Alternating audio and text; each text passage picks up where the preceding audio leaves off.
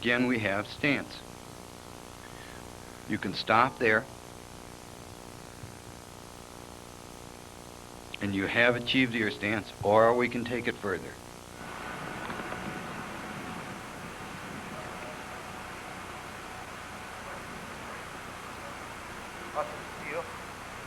See it? Okay, good girl. Right by my... Okay, looking at her close. Here, we'll get her in. Pretty thing, isn't she? Has a design crop. Just see her ears never lay back. Now, we have to go to what layback really is. To do this, first we're going to use, this is a different red, by the way. Nice crop. Watch her work her ears. She moves them around, but she doesn't move them up or down. This is straight stance. We have talked to many people that like this.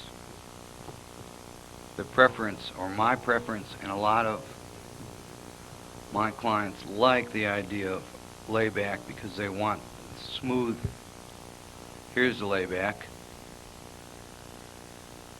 And here's stance.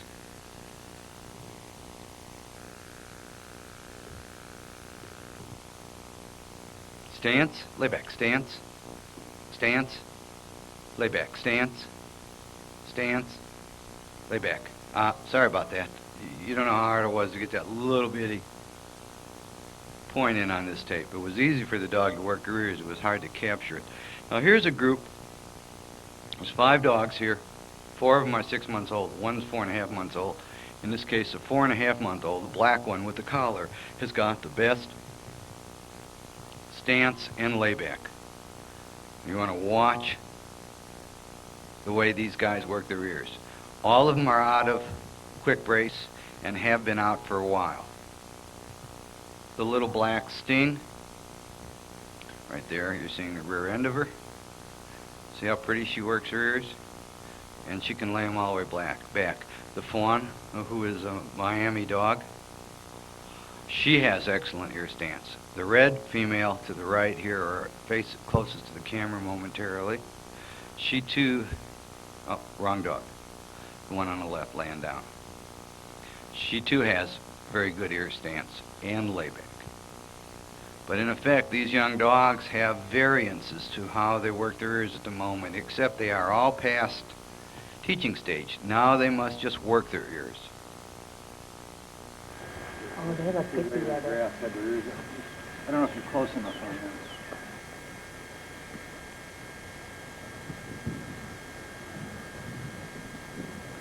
I'm going to go up closer to a bee.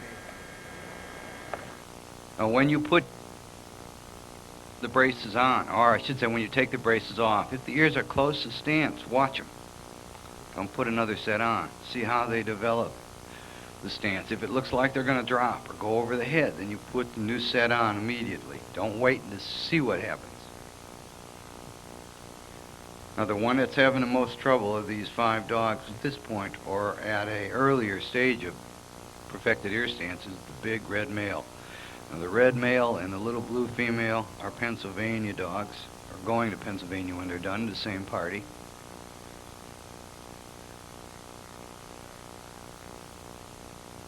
Taz, the blue girl, we'll see her looking at it. We're going to try to get them to look at us. Well, look at you guys. Look like a bunch of dummies. See, when they alert up, everybody's trying.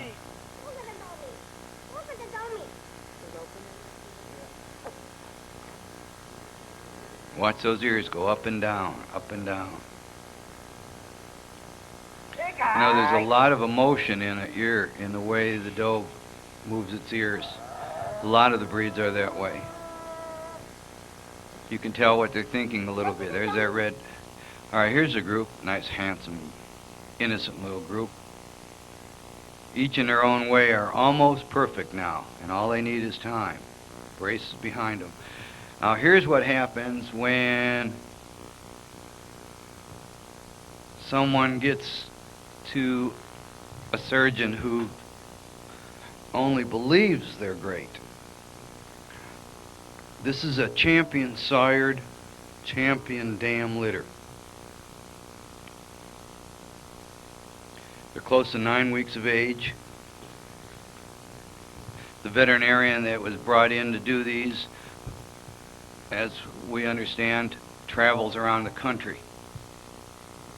Supposed to be one of the better surgeons.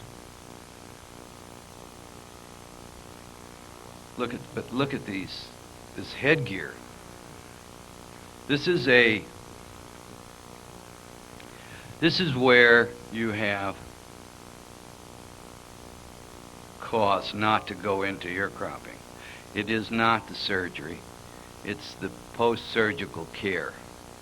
Now this video was done by someone who is looking at the litter to buy one of the pups and happened to send us a copy of it. Unfortunately, all too often, this is the kind of strange devices that are put on these little dogs.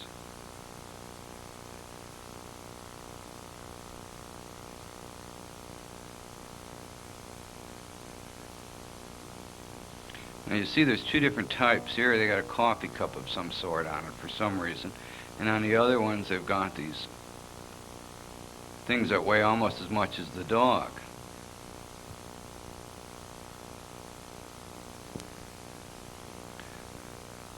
And this is unfortunate because there's more to this than just the fact that a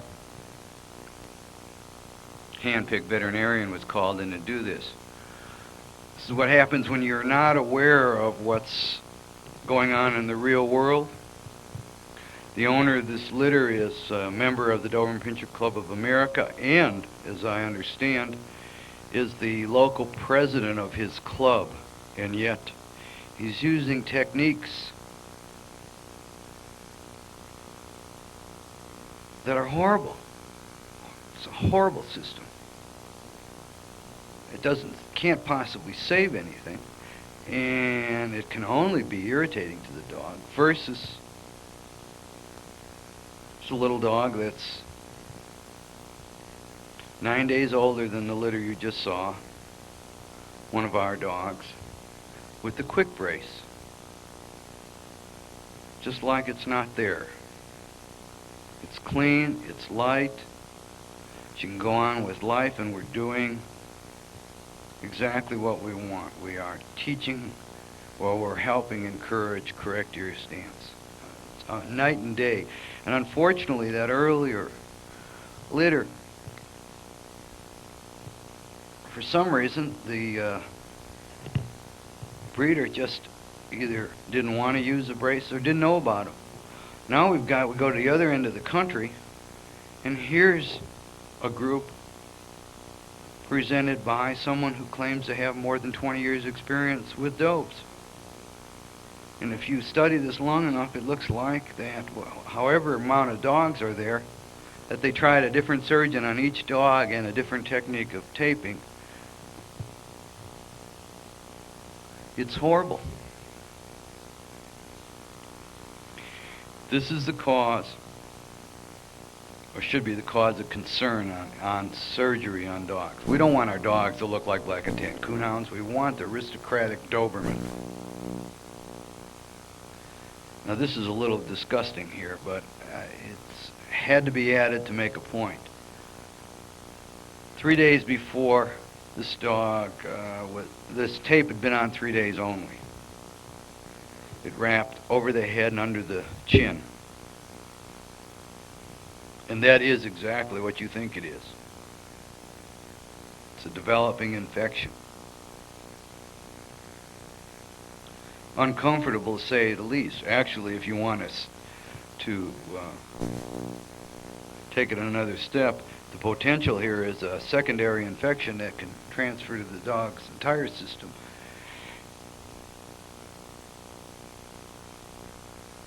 And take the dog's life. It got that bad.